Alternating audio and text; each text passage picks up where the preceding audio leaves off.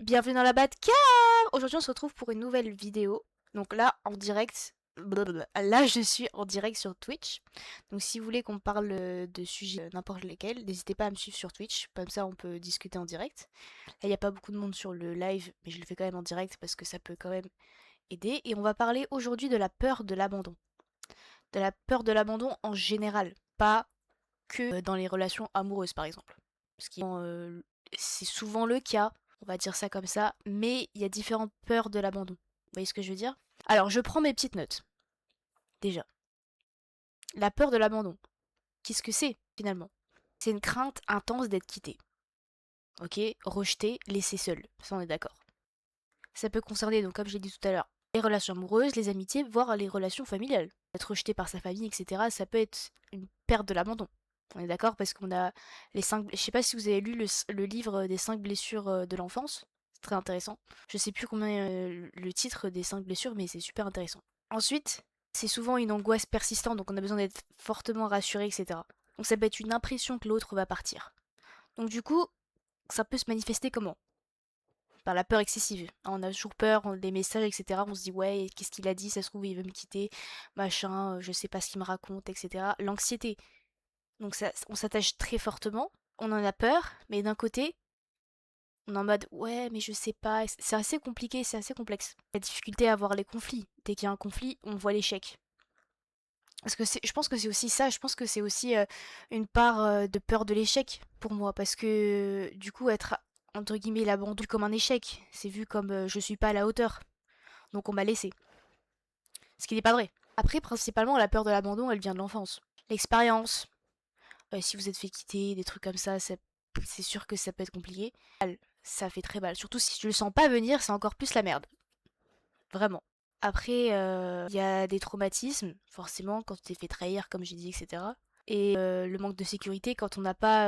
pendant l'enfance, on vous a pas rassuré, on vous a pas dit oui, je suis là pour toi, etc. On vous a pas écouté, on vous a pas mis en valeur. Forcément, on a peur que tout le temps l'autre va partir. C'est relation amicale, hein, rien à voir. Hein. Relation amicale, relation amoureuse, même relation familiale. Hein. Des fois, le lien, il se perd. Des fois, c'est compliqué de se dire, bah, justement, bah, je sais pas, qu'est-ce que je fais? Après, souvent, quand c'est vraiment très intense, c'est caractérisé par un trouble. Et ça, on va y revenir.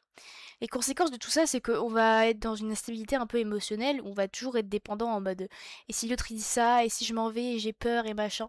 Et du coup, c'est très compliqué. Shalom. Et je sais plus ce que je disais. Voilà, ça m'a cassé mon fil. Ça sera coupé au montage. Donc je disais oui, du coup, la peur de l'abandon, ça peut être caractérisé par un trouble psy, la dépendance affective ou l'anxiété irrationnelle. Comme la peur de l'attachement, c'est la même chose. Hein. C'est juste l'inverse, en fait. Pas une faiblesse. Ça signifie qu'on a eu une vie un peu compliquée et qu'on est un peu très attaché aux gens en mode ouh là là, qu'est-ce qui se passe si je fais ça? Sauf que du coup, on vit dans l'angoisse et c'est très peu agréable finalement de vivre dans l'angoisse. T'es en mode ouais, et s'il fait ça et machin et bidule, et si ma mère elle me parle plus et machin et bidule, et voilà, c'est la base, c'est et si, et si, et si, et si. Et du coup, ça devient horrible de vivre comme ça. Et ça s'apprend, tout simplement. Ça, c'est de vivre avec en fait. D'être en mode je peux pas prévoir ce qui va se passer, mais je vaux quelque chose. C'est pas parce que il y a une relation qui s'est arrêtée avec une personne, amitié, machin, même un travail, hein, c'est une relation dans le grand ordre. S'il y a une relation qui est partie, qui s'est terminée, si mon ami, je lui parle plus actuellement, bah c'est peut-être parce que il y a des choses qui ont fait, mais c'est pas forcément ma faute. Alors bien sûr, il faut être en capacité de se remettre en question et de voir ses erreurs, parce que ça c'est la différence entre les gens intelligents et les gens bêtes. Les gens bêtes, ils savent pas se remettre en question. Ça c'est clairement la base. Moi j'ai tendance à me remettre un peu trop en question. Moi c'est l'inverse. Moi, je suis toujours en mode, mais c'est ma faute, et si, et ça se trouve, j'ai mal fait ça, et du coup, c'est à ma faute, si j'ai mal fait. Et du coup, ça, c'est big crise irrationnelle, parce que des fois, on est en mode, bah, qu'est-ce qui se passe? Et c'est assez compliqué de se dire, quand une relation se termine, de se dire, une relation générale, de se dire, quel est mon rôle dans cet arrêt de relation? Quel rôle j'ai joué? Est-ce que j'ai aggravé la situation, justement? Est-ce que j'ai essayé de l'améliorer? Est-ce que j'ai fait n'importe quoi? Et c'est assez compliqué de se dire tout ça, quoi. ma chaise qui fait du bruit. Et c'est aussi tout le complexe de se dire, bah justement, est-ce que j'en vaux la peine d'être dans une relation? Et surtout, est-ce que la relation était saine? Parce qu'elle s'est terminée, mais il y a une explication. Des fois, il n'y a pas d'explication, hein. Attention, des fois, il n'y a pas d'explication. Mais souvent, il y a avoir des indices par-ci, par-là qui fait que, justement, une relation va se terminer ou pas. Qui a mis fin à la relation? Pourquoi? Dans quelles circonstances? C'est des choses qui sont à mettre en valeur. J'ai fait une vidéo sur les relations toxiques, je vous invite à aller la voir. Elle est très intéressante. Et c'était assez compliqué de se dire ouais, la relation s'est terminée, bah pourquoi quoi? Qu'est-ce que j'ai fait? Pourquoi? Est-ce que c'est ma faute? Pourquoi m'abandonner? Pourquoi on me laisse toujours? Et c'est plein de questions qui se disent en mode bah est-ce que c'est moi le problème quoi? Et là ça devient un enfer. Ça devient un enfer de se dire bah ça se trouve c'est moi le problème, ça se trouve c'est moi. Et en fait non.